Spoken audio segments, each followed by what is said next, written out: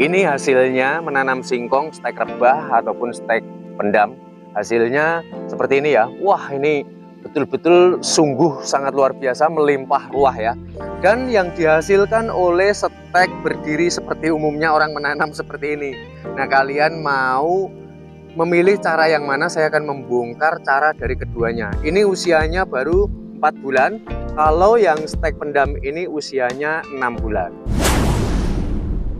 Mula-mula kita harus tahu terlebih dahulu supaya tanaman singkong kita ini menghasilkan umbi yang lebat ataupun besar-besar super jumbo. Jadi yang paling terpenting pondasi utamanya adalah media tanam. Media tanam ini haruslah tetap selalu gembur sampai dia di masa panen. Jadi teman-teman harus tetap selalu mengingat kunci keberhasilannya paling pertama adalah itu. Lalu yang kedua harus dipahami lebih cermat lagi bahwa tanaman singkong ini kayak akan getah. Jadi getah tersebut ini yang mereproduksi singkong-singkongnya ini, umbinya maksud saya, sampai pucuk daun. Jadi yang mendominasi yang kedua adalah kadar air ataupun mineral. Jadi karena getah-getah ini sangat menentukan apakah nanti kesuburannya betul-betul dapat tercipta atau tidak. Itu artinya tingkat kelembapan haruslah tetap selalu dijaga. Perhatikan lebih cermat ya, bahwa seluruh umbi singkong ini dihasilkan yang paling terbanyak ini adalah dari pangkal bawah. Jadi rahasia supaya dapat memiliki umbi yang lebat yang ketiga adalah penyiapan bibit yang benar pada saat pemotongan. Hindari pemotongan dengan menggunakan arit, golok, pisau, atau benda-benda tajam yang lain. Tapi dengan yang benar dengan menggunakan gergaji. Karena kenapa? Supaya kulit di bagian pangkal ini nanti tidak mengalami kerusakan. Maka sehingga dia akan dapat memunculkan akar yang lebat. Tapi kalau kita menggunakan arit, saya rasa bisa bisa diteliti sendiri ya teman-teman ya. Sampai di sini saya pikir sudah banyak yang setuju dengan pendapat saya. Sebetulnya ini belum wayahnya panen ya. Ini usianya baru 4 bulan. Harusnya ini bisa 6 bulanan sampai 8 bulan itu waktu yang ideal sebetulnya untuk panen singkong. Tapi karena lahannya ini mau saya pakai untuk menanam sayur-sayuran, makanya ini saya panen lebih awal gitu. Dan ini perhatikan juga teman-teman, lihat ya, yang paling terbanyak umbi singkong dimunculkan dari bagian bawah. Maka mulai sekarang hindari kebiasaan memotong bibit singkong dengan menggunakan benda-benda tajam. Jadi kalau melihat dari hasil tanam stek pendam dan stek berdiri ini, saya melihat prospeknya sebetulnya kalau bisa tumbuh sama-sama subur, itu hasil panennya lebih banyak stek rebah ataupun stek pendam ya. Tapi yang namanya orang ini kalau belum praktek biasanya nanti akan meremehkan. Bahkan untuk yang belum praktek, belum mengalami sendiri, mungkin saya rasa tidak percaya ya. Tapi kalau sudah mengalami sendiri, sudah menanam sendiri, triknya ini tahu supaya umbinya lebat seperti ini ada triknya teman-teman ya. Jadi nggak langsung seperti ini nancep di tanah, maksud saya geletak di tanah lalu kemudian umbinya lebat seperti ini. Oh no. Jadi teman-teman saya akan membongkar rahasianya. Jadi kita itu yang kita pendam itu di awal di ujung sini, lihat, karena kenapa? Ujung di bagian bawah ya, itu harus kita pendam dengan menggunakan tanah 100% dan kita sisakan batang tengah di sini. Kita perlihatkan, kita munculkan di permukaan tanah dan kemudian kita lakukan pemendaman lagi di ujungnya sini, teman-teman. Nah, di sini. Jadi yang tampak itu cuma batang tengahnya ini aja. Nah, nanti ketika sudah muncul tunasnya seperti ini, barulah kita timbun secara menyeluruh. Manfaat dari sebuah penimbunan secara menyeluruh agar nanti proses pemasakan makanan fotosintesisnya ini bisa bekerja secara maksimal.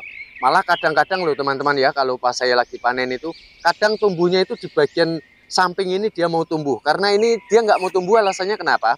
Karena ini dia tidak ada bekas pelepah seperti ini. Jadi melihat pembelajaran tersebut, carilah mulai sekarang bibit singkong ini satu yang sudah berukuran besar. Yang kedua, mengingat ini tumbuhnya singkong ini diawali dari bekas pelepah ya, lihat ini garis-garisnya ya. Maka carilah bekas pelepah yang rapat. Jadi ukurannya besar, udah gitu pelepahnya yang rapat seperti ini, lihat ya, ini bekas pelepahnya rapat. Nah, ini merupakan sebuah bibit unggul. Nggak semua orang tahu, apalagi kalau orang nggak pernah nanam singkong ya. Yang penting singkong ditancapkan hidup, panen 1-2 paling banter, umbinya itu 6 mungkin udah puas gitu ya. Saya rasa, wah itu mah kuno itu mah ya. Demikianlah trik menanam stek pendam ataupun stek rebah. Nah, saya di sini juga akan mengulas teknik menanam stek berdiri. Teknik menanam stek berdiri seperti yang dilakukan oleh orang pada umumnya ini juga nggak bisa diremehkan ya. Asal treatment yang dilakukan benar adanya. Jadi triknya adalah 50% kita pendam di dalam tanah bibitnya, 50% kita munculkan di permukaan tanah. Ini rahasia umbinya supaya lebat. Kenapa alasannya? Yuk sama-sama kita cermati. Supaya terjadi keseimbangan antara akar yang akan dimunculkan, yang akan menghidupi tunas-tunas yang akan dia suplai kebutuhannya.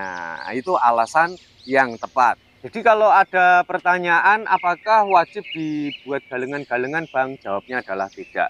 Jadi kita buat galengan seperti ini, para petani itu membuat galengan dengan tujuan supaya tidak terkena banjir. Jadi lahannya kalau sudah tidak terkena banjir maka tidak perlu dibuat galengan seperti ini.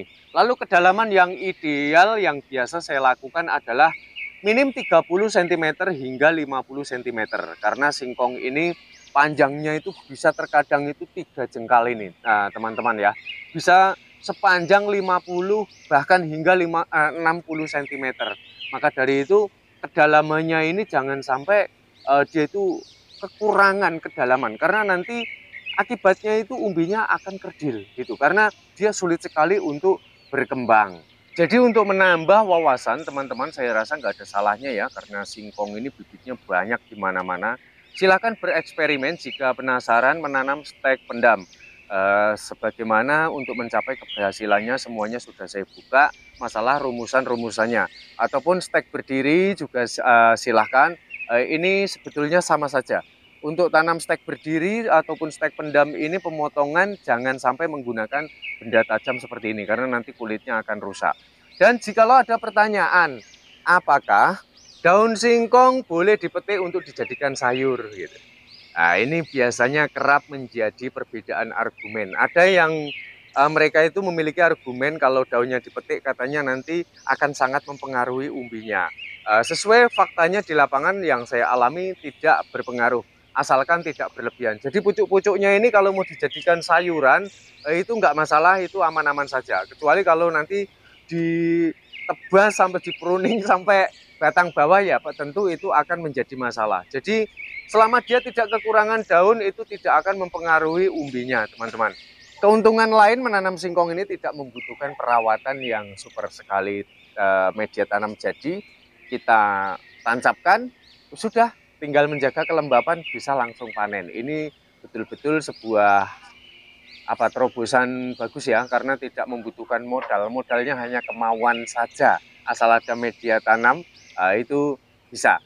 Dan kalau ada pertanyaan, Bang, apakah singkong ini bisa menghasilkan kesuburan jika ditanam di media polybag ataupun karung? Jawabnya kalau polybagnya memadai bisa, karungnya besar bisa. Tapi kalau karungnya kecil paling nanti kalau media tanamnya bagus ya paling nanti cuma subur daunnya. Kalau umbinya nanti akan kerdil-kerdil. Karena saya sudah praktek ya.